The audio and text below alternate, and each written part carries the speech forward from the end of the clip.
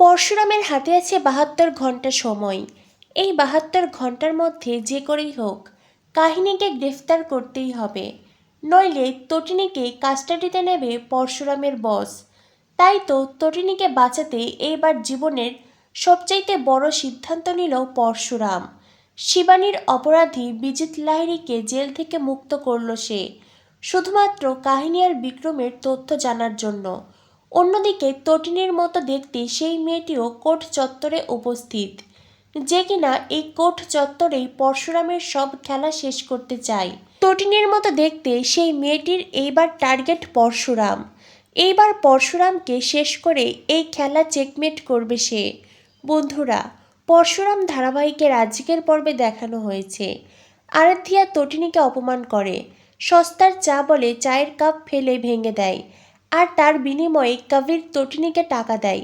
তটিনীকে অপমান করে, আর তটিনী নিজের অপমান অসম্মান সহ্য করে না, তাই তা কবিরকে সপাটে চট দেয়। চট দেওয়ার পরে কবির আরও বেশি রেগে যায়। সে উল্টো তটিনীর গায়ে হাত তুলতে চায়। তখনই পরশুরাম কবিরের হাত শক্ত করে ধরে, এমন শক্ত করে ধরে যে ব্যথায় কুঁকড়ে ওঠে কবির।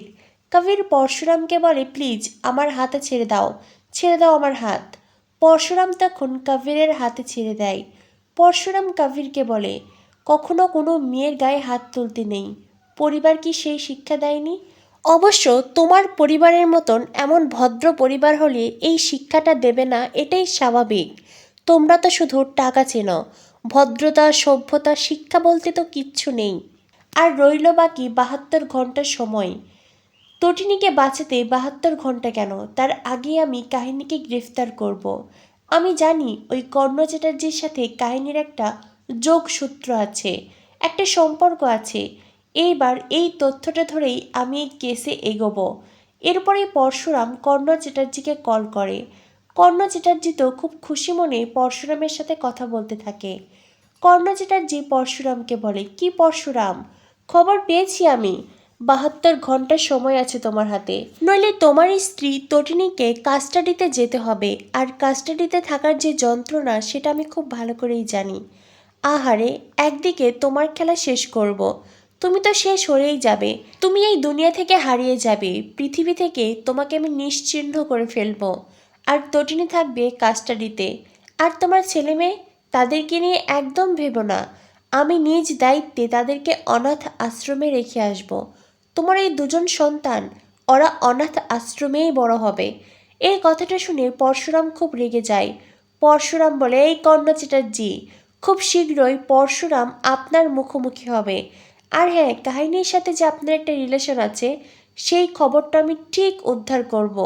আর হ্যাঁ, আপনার ছেলে কবির এখানে এসেছে, ওকে সাবধান করে দেবেন, ওকে সাবধান করে দেবেন আমার সামনে বেশি না আসতে। ও হয়তো ভুলে গেছে পরশুরামের হাতিয়ার প্রহার আর চেম্বার। পরশুরাম তার কথা শেষ করে কল কেটে দেয়। অন্যদিকে কবির চ্যাটার্জির আগে ফুঁসতে থাকে। আর কর্ণ চ্যাটার্জি ডোডোকে বলে, ডোডো, তুমি তোমার বাইক বাহিনীকে খবর দাও, পরশুরামের কানে কাহিনীর খবরটা আমি পৌঁছানোর ব্যবস্থা করব।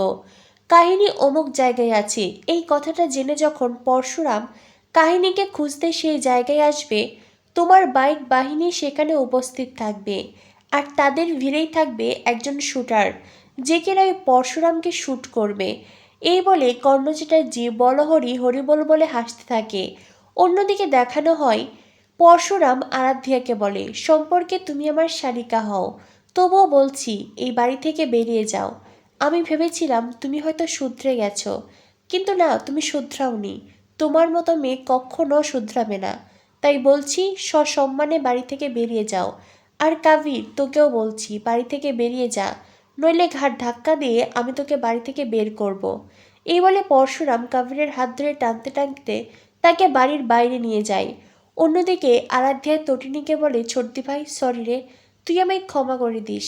এখানে এসে আমি যা কিছু বলেছি, যা কিছু করেছি সবটাই আমার শ্বশুরমশাই আর কাবিরের চাপে পড়েই করেছি, বিশ্বাস কর। তুই আমায় ক্ষমা করে দিস ছোটদি ভাই, অ্যাম সরি। এই বলে আরাধ্যা যেতে চায়। আরাধ্যা আবারও ফিরে এসে তটিনীকে বলে, জামাইবাবুকে মারার প্ল্যান করা হচ্ছে, ওকে এই পৃথিবী থেকে শেষ করবে। চর্দি ভাই, আমি তোকে কথাটা জানালাম, আসছি রে, কাবির হয়তো এই কথাগুলো শুনতে পাবে। এই বলে আরাধ্যা ভয়ে ভয়ে বাড়ি থেকে বেরিয়ে যায়। আর লাট্টু পিকো কথাটা শুনে ভয়ে আঁতকে ওঠে। লাট্টু বলে, জামাইবাবু মানে তো আমাদের পা, তার মানে ওরা পাকে শেষ করতে চাইছে। তখনই পরশুরাম বলে, একদম চিন্তা করো না বাবা, আমার কেউ কোনো ক্ষতি করতে পারবে না, তোমাদের পায়ের কিচ্ছু হবে না। অন্যদিকে তরিণীও পরশুরামকে নিয়ে দুশ্চিন্তা করতে থাকে। তটিনী পরশুরামকে বলে, তুমি খুব সাবধানে থেকো। এরপর দেখানো হয় দৃশ্য বদলায়। পরশুরাম আসে বিজিতের কাছে। বিজিতকে কাহিনী আর বিক্রমের ছবি দেখায়। পরশুরাম বিজিতের কাছে জানতে চায়, বিজিত লাহিড়ী, তুমি কি এই দুজনকে চেনো? বিজিত বলে, যদি বলে আমি চিনি তাতে আমার কি লাভ হবে? পরশুরাম বলে, তুমি যদি বলো যে তুমি এদেরকে চেনো, এদের সম্পর্কে তথ্য দেবে, তবে আমি তোমাকে এই কাস্টাডি থেকে বের করার ব্যবস্থা করব। আমি তোমাকে কোর্টে চালান করব আর তুমি জামিনে বেরিয়ে আসবে, কিন্তু কথা দিতে হবে তুমি আমাকে সাহায্য করবে। বিজিত লাহিড়ী বলে, আমি তোমার কথা বুঝতে পারছি না, তুমি কি আমার সাথে কোনো গেম খেলছো নাকি? হ্যাঁ, তুমি বলছো তুমি আমার জামিনের ব্যবস্থা করবে। হ্যাঁ, এটা ঠিক, আমি এদেরকে চিনি, কাহিনী, বিক্রম, কর্ণ চ্যাটার্জি, এই র্যাকেটের সব কিছু আমার চেনা। আমি আমার মুক্তির বিনিময়ে সব কিছু করতে পারি। তবে তুমি যে সত্যি কথা বলছো তার কি মানে আছে? হতেও তো পারে আমি যখন এই বলবো যে আমি এদেরকে চিনি, তুমি কোর্টে আমার নামে আরও একটা কেস ঠুকে দেবে। পরশুরাম বলে, আমি সেটা করব না, কারণ আমার হাতে খুব বেশি সময় নেই, সময় আছে মাত্র 72 ঘন্টা। বিজিত বলে, কেন, ফাঁদে পড়েছ নাকি? পরশুরাম বলে, হ্যাঁ, ফাঁদে পড়েছি, আর সেজন্যই তো এই মুহূর্তে তোমার সাহায্যের প্রয়োজন। বিজিত বলে, আমি চিনি ওদের, সবাইকে জানি। পরশুরাম বলে, ব্যাস এতটুকুই জানার ছিল আমার, তবে কাল তোমার সাথে কোর্টে দেখা হবে। এই বলে পরশুরাম বেরিয়ে যায়, আর বিজিত গভীর চিন্তায় ডুবে যায়। এরপর দেখানো হয় রাতের বেলা পরশুরাম খাবার খেতে বসেছে। তটিনী বাচ্চাদের পরশুরামকে খাবার বেড়ে দিচ্ছে। তটিনী পরশুরামকে বলে, কাল বিজিতকে কোর্টে চালান করা হবে, দেখো বিজিতের যাতে কঠিন শাস্তি হয়, নইলে তুমি তোমার বোনের অভিশাপ থেকে মুক্ত হতে পারবে না। পরশুরাম বলে, কাল বিজিতের শাস্তি হবে না, কাল বিজিতের জামিন হবে। এটা শুনে তটিনী অবাক হয়ে যায়। তটিনী বলে, জামিন হবে মানে? পরশুরাম বলে, হ্যাঁ, বিজিতকে আমার এই মুহূর্তে প্রয়োজন। আমার হাতে খুব বেশি সময় নেই তটিনী, আমার হাতে মাত্র 72 ঘন্টা সময় আছে, আর এর মধ্যেই বিজিতকে আমার প্রয়োজন কাহিনী আর বিক্রমকে ধরতে, ওদের সম্পর্কে সব তথ্য নিতে। তটিনী বলে, তাই বলে তোমার বোনের সাথে যে এত বড় অন্যায় করলো, তাকে তুমি এইভাবে ছেড়ে দেবে? পরশুরাম বলে, ওই বিজিতকে আমি এত সহজে কখনোই ছাড়ব না, আগে কাহিনী আর বিক্রমকে ধরি, তোমাকে নির্দোষ প্রমাণ করি, প্রয়োজন পড়লে ওই বিজিতকে আমি পরে একসময় ইনকাউন্টার করে দেব। এই বলে পরশুরাম ঘরে যেতে চাই। তটিনী বলে, খাবে না? পরশুরাম বলে, তুমি বুঝবে না তটিনী, খাবার আমার গলাতে নামছে না। এই বলে পরশুরাম ঘরে যায়। তটিনী বাচ্চাদেরকে খুব ভালো করে খাবার খেতে বলে। এরপরে তটিনী ঘরে যায়। তটিনী পরশুরামের কাঁধে হাত রাখে। তটিনী পরশুরামকে বলে, তোমার কি হয়েছে? তোমাকে তো এর আগে কখনো এতটা ভেঙে পড়তে দেখিনি। পরশুরাম বলে, আমি ভেঙে পড়ি তটিনী, যখন তোমার ওপরে কোনো বিপদ আসে, যখন আমার লাট্টু, আমার পিকুকে বিপদে ফেলা হয়, যখন তোমাদের কারোর কিছু হয়, তখন আমি ভেঙে পড়ি, কারণ তোমরাই এই পৃথিবীতে আমার সব কিছু, তোমরাই আমার সব। তটিনী বলে, এতটা ভালোবাসো তুমি আমায়? পরশুরাম বলে, হ্যাঁ, আমি তোমায় খুব ভালোবাসি তটিনী, তুমি শুধু আমার স্ত্রী নাও, তুমি আমার ভালোবাসা। তটিনী বলে, বিয়ের 8 বছর পরেও কেউ কাউকে এতটা ভালোবাসতে পারে? পরশুরাম বলে, ভালোবাসার স্রোতে যে একবার ভেসে যায় সে সারা জীবন ভাসতেই থাকে, ভালোবাসা কখনোই কমে না। তটিনী বলে, কিন্তু তাই বলে তুমি বিজিতকে ছেড়ে দেবে? পরশুরাম বলে, তোমার জন্য এত বড় রিস্ক আমাকে নিতেই হবে। ওই বিজিতের সাথে আমার আলাদা বোঝাপড়া আছে তটিনী, আমার আলাদা বোঝাপড়া আছে ওই কর্ণ চ্যাটার্জির সাথে, সৌরভের সাথে, আর আমার ডিপার্টমেন্টের সাথেও আমার আলাদা বোঝাপড়া আছে।